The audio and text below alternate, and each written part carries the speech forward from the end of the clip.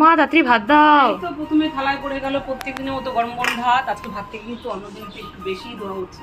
আজকে একটা দুর্দান্ত রেসিপি আছে যেটা আমার মেয়ের আবদার আজকে আমাকে বানাতেই হয়েছে। প্রথমেই থালায় পড়ে গেল একটা কাঁচা লঙ্কা, তারপরে দিয়ে দিলাম চাকা চাকা করে কাটা শসা, দিয়ে দিলাম এক পিস বেগুন ভাজি, সাথে দিয়ে দিলাম একটা নিরামিষ তরকারি,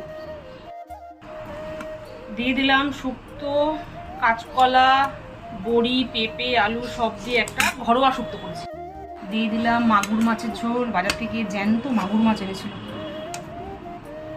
যে স্বাস্থ্যকর আলু দিয়ে একটা স্বাস্থ্যকর ঝোল করেছি, সবশেষে একটু ঝোলও দিয়ে দিলাম চর্বি কষা। আমার মেয়ের আবদারে এই রেসিপিটা আমার কাছে করতেই হলো।